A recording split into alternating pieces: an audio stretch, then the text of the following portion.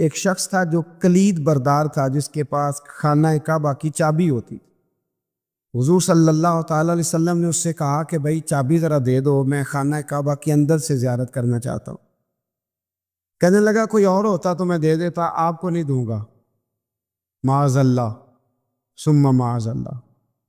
میرے رسول پاک کی بات نہ ستارے بھی مانتے، چاند بھی مانتا ہے، سورج بھی مانتا ہے۔ حضور اگر سورج کو کہنا واپس آ، حضرت علی نے نماز پڑھنی ہے تو وہ آ جاتا ہے، اور اگر حضور فرما دے چاند کو 2 ٹکڑے ہو جا تو وہ 2 ٹکڑے ہو جاتا ہے۔ سورج بھی بات مانتا ہے، چاند بھی بات مانتا ہے۔ یہ سارے میرے رسول کریم علیہ السلام کے غلام ہیں۔ جہاں جہاں تک رب کریم کی خدائی ہے، وہاں میرے حبیب کی مصطفائی ہے۔ حضور وہیں چاہتے نا، وہیں چاہتے تو حضرت عمر اگر حکم دے تو زمین تیل واپس کرتی ہے، تو حضور حکم دیتے تو وہ کافر اندر دھنسا لیتی زمین، سارا کام اسی وقت ہو جاتا۔ لیکن حضور نے کیا فرمایا؟ جب عثمان بن طلحہ نے کہا نا کہ آپ کو چابی نہیں ملے گی، اللہ کے رسول نے فرمایا عثمان ایک وقت آئے گا جب یہ چابی تجھ سے میں لوں گا، اور جس کو میرا دل کرے گا میں اسے دوں گا۔ ایک وقت آئے گا کہ یہ میں تجھ سے لوں گا، اور پھر جس کو میرا دل چاہے گا میں اس کو وہ چابی دوں گا۔ میرے نبی کریم رؤوف الرحیم سید عالم صلی اللہ علیہ وسلم نے وقت دیا۔ کتنا وقت لگا؟ 2 دن، 4 دن، 5 دن، 10 سال لگ گئے۔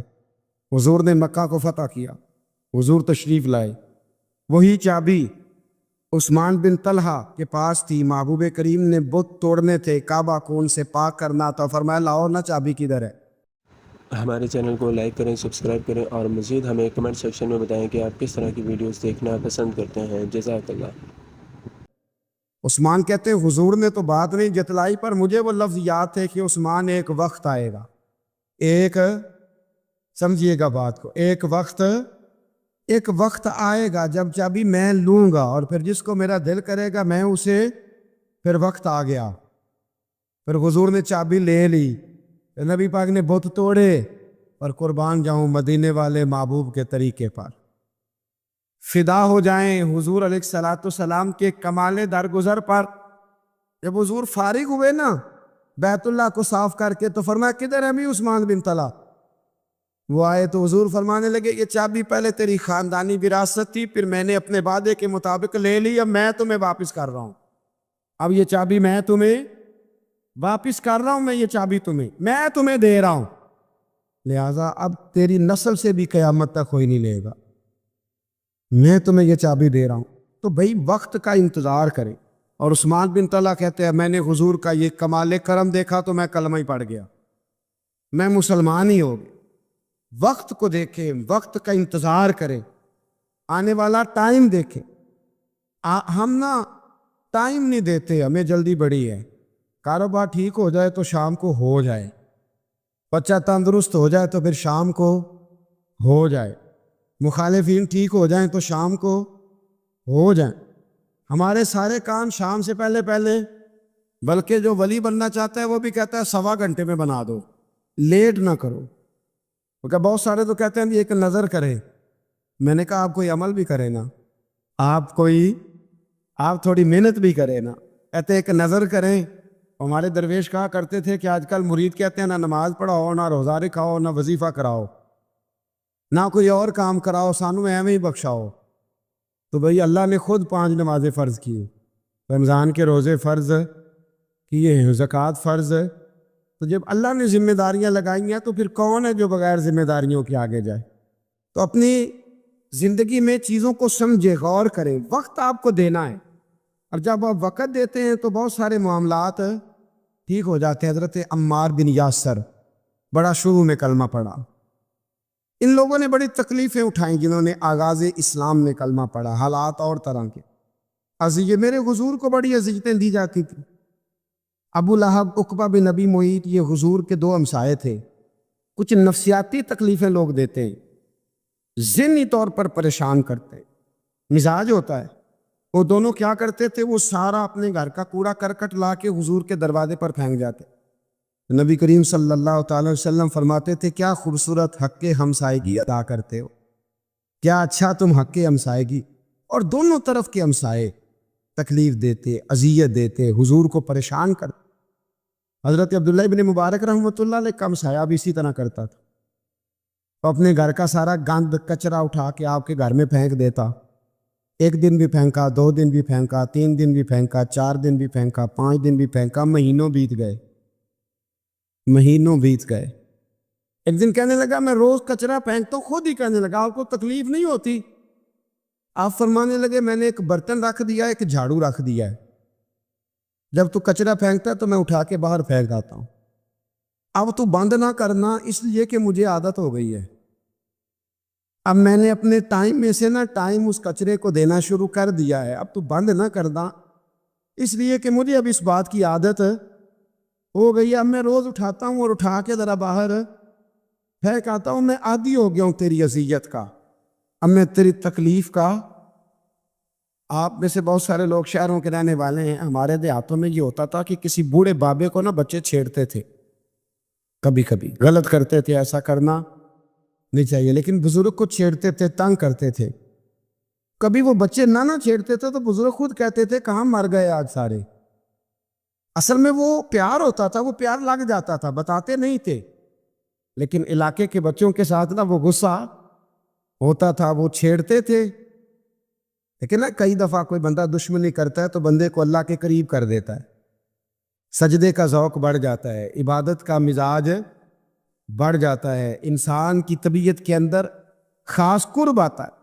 حضرت عمار بن یاسر رضی اللہ تعالیٰ عنہ فرماتے ہیں کہ بڑی تکلیف دیتے۔ حضرت عمار بن یاسر رضی اللہ تعالیٰ عنہ کی جو والدہ ہیں وہ اسلام کی پہلی شہیدہ ہیں، حضرت سمیہ ان کا نام تھا، اسلام کی پہلی شہیدہ۔ ان کے زیر ناف ابو جہل نے نیزہ مار کے انہیں شہید کر دیا۔ حضرت عمار بن یاسر رضی اللہ تعالیٰ عنہ فرماتے ہیں کہ میرے والد کو اتنی تکلیفیں دی گئیں کہ وہ ان اذیتوں کی وجہ سے دنیا سے پردہ کر گئے۔ حضرت عمار بن یاسر کو خود کافر اتنا مارتے تھے کہ وہ اپنی حواس کھو بیٹھتے تھے اور ایسی باتیں کرتے تھے کہ سمجھ نہیں آتی تھی کہ یہ عمار بن یاسر بول رہے، اتنی سخت اذیت دیتے، اتنی سخت۔ دکھ قبول محمد بخشا، راضی رہن پیارے، دکھ قبول محمد بخشا، بس راضی رہن۔ اتنی تکلیف دیتے کہ حضرت عمار بن یاسر حواس کھو بیٹھتے، تکلیف میں آتے، بڑا سہا، بڑا برداشت کیا۔ ایک دن میرے رسول پاک تشریف لائے اور حضور نے کہا او آل یاسر میں تمہیں مبارک دینے آیا ہوں، رب کریم نے تمہارے لیے جنت میں مکان بنا دیے ہیں، حضور نے تمہارے لیے، اللہ نے تمہارے لیے جنت میں مکانات، تمہیں مبارک ہو، تمہاری اذیتیں، تمہاری تکلیفیں، تمہارے درد، تمہاری راتیں کام آ گئیں، مالک نے تمہارے لیے مکانات بنا دیے ہیں، حالات ٹھیک کر دیے ہیں، طبیعتوں میں بہتری آ گئی ہے۔ میرے محبوب کریم رؤوف الرحیم سید عالم نور مجسم شفیع معظم آقا دو عالم صلی اللہ تعالی علیہ وسلم نے انہیں خوشخبری سنا دی۔ حضرت عمار کہتے ہیں پھر حالات بدلے، پھر میں نے جو مجھے اذیتیں دینے والے تھے میں نے انہیں گڑھوں میں گرتے دیکھا۔ آپ فرماتے ہیں ابو جہل کی لاش اٹھانے والا بھی بدر میں کوئی موجود نہ تھا، اور ابو لہب جب مجھے تکلیفیں دیتا تھا وہ مکے کے چوک میں مرا ہوا پڑا تھا، اور کوئی اس کے قریب جانے والا بھی موجود نہ تھا، کوئی نہیں تھا۔ آپ فرماتے ہیں وہ حالات بھی۔ حضرت عمار کا اپنا کیا حال ہوا؟ حضرت خالد بن ولید رضی اللہ تعالیٰ عنہ بڑے بہادر ہیں، حضور نے فرمایا یہ اللہ کی تلوار ہے، یہ اللہ کی، بڑے بہادر تھے، بڑے شیر دل تھے۔ فرماتے ہیں کبھی معذرت نہیں کرنی پڑی، کبھی جھکنا نہیں پڑا، کبھی کسی کی منت نہیں کی، اللہ نے طاقت اتنی عطا فرمائی تھی، ہمت، حوصلہ، صبر، استقامت اتنا دیا، کبھی کسی جگہ پشت نہیں لگی۔ لیکن فرماتے ہیں کسی وجہ سے ایک دن میرا عمار بن یاسر کے ساتھ کسی بات پہ اختلاف رائے ہو گیا، جھگڑا ہو گیا۔ توجہ ہے میری بات پر؟ فرماتے ہیں جھگڑا ہو گیا۔ ہمارا پتہ حال کیا ہے؟ ہمارا یہ حال ہوتا ہے کہ ہمارا جھگڑا ہو جائے تو خیر ہے، لیکن اگر پڑوسی کے بچے لڑ پڑے تو ہم کہتے ہیں اس کی روزی پاک نہیں، اس کی تربیت ٹھیک نہیں۔ ہمارا بھائیوں سے رٹا ہو جائے تو معاملہ اور ہے، کسی کا ہو جائے تو معاملہ اور ہے۔ میں بیمار ہو جاؤں تو آزمائش ہے، اور سامنے والا بیمار ہو جائے تو سزا ہے۔ پھر کیا ہے؟ بلکہ پنجابی کہنے نے کیتیاں نو پھڑے ہے، یہی کہہ دیتے۔ اور میں بیمار ہو جاؤں تو آزمائش آ گئی اللہ کی طرف سے۔ ایسا نہ کرے۔ ہمارا فتویٰ اپنے حق میں اور ہوتا ہے، سامنے والے کے معاملے میں اور ہوتا ہے۔ حضرت عمار بن یاسر کی بات کر رہا تھا، جناب عمار بن یاسر رضی اللہ تعالی عنہ۔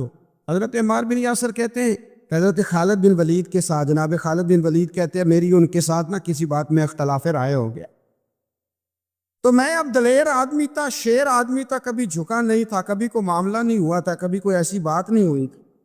آپ فرماتے ہیں جب رائے کا اختلاف ہو گیا نا، بات ذرا آگے بڑھ گئی تو نبی کریم صلی اللہ علیہ وسلم تک بات پہنچی، تو میرا یہ خیال تھا کہ حضور میری بھی سنیں گے، عمار بن یاسر کی بھی سنیں گے، پھر حضور کوئی فیصلہ کریں گے، پر قربان جاؤں وقت بدل گیا ہے نا، اب بہت بڑے چودھری ہیں، بڑے سردار ہیں، بڑے سپہ سالار ہیں حضرت خالد بن ولید، پر وقت بدل گیا۔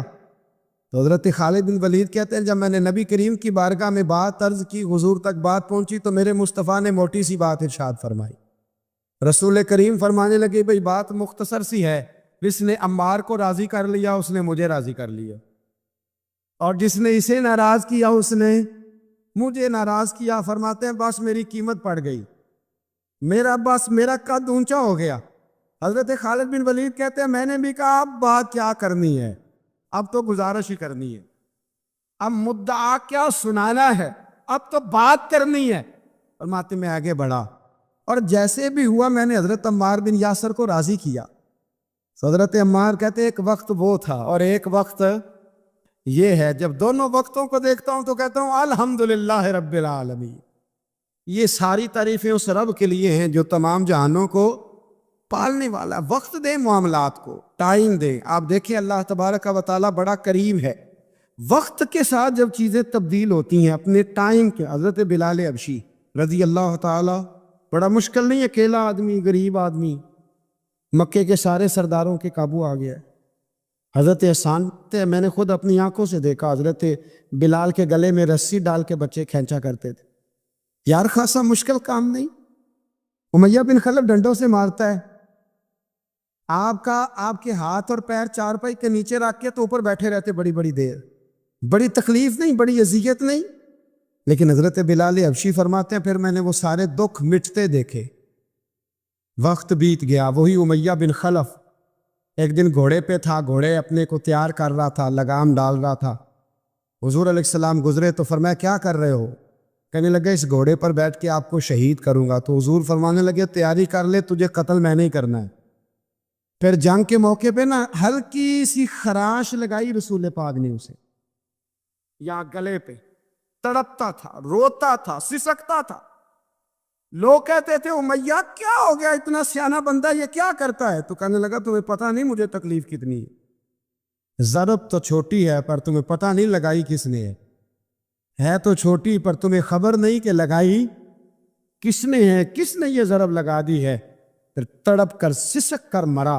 حالات بدل جاتے ہیں، حالات میں تبدیلیاں آ جاتی ہیں۔ ہم وقت نہیں دینا چاہتے، ہمارے اندر جو حوصلے کی کمزوری ہوتی ہے، ہمارے اندر جو وہ ایک بہت بڑا معاملہ ہوتا ہے کہ کسی بھی طریقے سے یہ معاملہ ختم ہو، کسی بھی طریقے سے شفا ہو، جلد از جلد ہم اس بات سے نکلیں، تو یہ بات ہماری درست نہیں ہے، ہمیں وقت دینا چاہیے۔ حضرت سیدنا عاصم بن ثابت بن قیس بخاری میں بھی موجود ہے، اور بھی بہت ساری کتب میں یہ روایت موجود ہے۔ حضرت عاصم بن ثابت بن قیس رضی اللہ تعالیٰ عنہ، آپ نے نا جنگ احد میں بڑی دلیری کے ساتھ آپ لڑے تھے۔ 2 لوگوں کو آپ نے قتل کیا تھا، مصافے اور حارث کو۔ ان کی والدہ سلافہ بنت سعد، سلافہ بنت سعد بڑی مالدار عورت تھی، بڑی تیز تھی۔ اس نے قسم کھائی تھی کہ میرے 2 بیٹے چونکہ حضرت عاصم بن ثابت نے قتل کر دیے، اس نے قسم کھائی تھی کہ میں نا معاذ اللہ انہیں قتل کراؤں گی اور ان کی گردن اترواؤں گی اور ان کی کھوپڑی میں شراب بھر کے پیوں گی۔ جملے بولنے والے کئی دفعہ بڑا ہی بول جاتے ہیں۔ حضرت عاصم بن ثابت بن قیس رضی اللہ تعالیٰ سلافہ بن سعد کہنے لگی کہ میرے بیٹے چونکہ انہوں نے قتل کیے تو 100 اونٹ دوں گی جو انہیں شہید کرے گا، اور پھر میں معاذ اللہ ان کی گردن اتروا کے کھوپڑی کے اندر شراب بھر کے پیوں گی۔ حضرت عاصم بن ثابت بڑے بہادر تھے، قابو نہ آ سکے۔ کافروں نے ایک چال چلی کہ مدینے سے کچھ مبلغ مانگے تبلیغ کرنے کے لیے، بطور مبلغ کو مانگا لیکن رستے میں بددیانتی کی، جھوٹ بولا، ظلم کیا، انہیں گرفتار کیا، اور گرفتار کر کے معاذ اللہ تعالیٰ انہیں بیچنا چاہا۔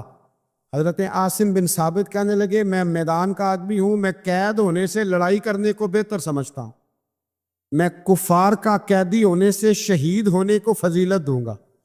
تلوار نکال لی، لیزے نکال لیے، لڑنے لگے۔ اب اکیلا آدمی اور سامنے درجنوں بیسیوں لڑنے والے، سب کا رخ جب انہی کی طرف ہوا، حضرت عاصم بن ثابت بن قیس رضی اللہ تعالیٰ عنہ سمجھنے لگے اب شہید ہو جاؤں گا، تو آپ نے ایک دعا مانگی، کہنے لگے اے اللہ میرے بدن کی حفاظت کرنا، اے اللہ میرے وجود کی حفاظت کرنا، گویا میری لاش کی یہ بے حرمتی نہ کرے، اللہ حفاظت کرنا۔ شہید کر دیے گئے۔ جیسے ہی آپ شہید ہوئے تو اب وہاں تو منت یہ تھی نا معاذ اللہ کے گلا کاٹیں گے اور معاذ اللہ کھوپڑی میں شراب پئیں گے۔ انہوں نے دعا کر دی یا اللہ حفاظت کرنا۔ آپ سب بھی دعا کریں یا اللہ ہماری حفاظت فرما، اے اللہ دنیا میں بھی حفاظت فرما، قبر میں بھی حفاظت فرما، حاسدوں سے، شریروں سے، مفسدوں سے، اے اللہ حفاظت کرنا۔ یہ دعا فرمائی۔ جب آپ شہید کر دیے گئے نا، لاش مبارک قریب تھی، تو کافر گردن کاٹنے کے لیے آگے بڑھے تو سینکڑوں کی تعداد میں شہد کی مکھیاں آ گئیں۔ انہوں نے گھیرا ڈال لیا سارے وجود کو۔ اب کتنی کو مکھیاں اڑائیں؟ ایک کو اڑاتے ہیں 10 اور آ جاتی، 2 کو اڑاتے ہیں 10 اور ان کا خیال تھا شاید وجود کاٹنے آئیں۔ وہ چلے گئے، کہنے لگے شام کو جب مکھیاں چلی جائیں گی تو دوبارہ آئیں گے، لیکن جب مکھیاں اڑی تو انہوں نے وجود کو چھوا بھی نہیں تھا، انہوں نے وجود کی حفاظت کی، دعا مانگی تھی اے اللہ ان سے میری حفاظت فرما، مجھے ثابت قدم رکھ۔ مکھیوں نے وجود کو چھوا بھی نہیں۔ اور جب رات ہوئی تو نہ بادل تھے، نہ پانی تھا، نہ ہوا تھی، لیکن اللہ نے پانی بھیجا، بارش آئی، اور حضرت عاصم بن ثابت کی لاش کو بہا کے لے گئی، وجود بہا کے لے گئی۔ سویرے ڈھونڈتے رہے پر ان کا وجود کسی کو ملا۔ بعد مرن دے مکھڑا میرا ہو جاوے جے تازہ، پھر سمجھ لینا محبوب میرے نے آن پڑے ہے جنازہ، پھر سمجھ لینا محبوب میرے نے آن پڑے ہے۔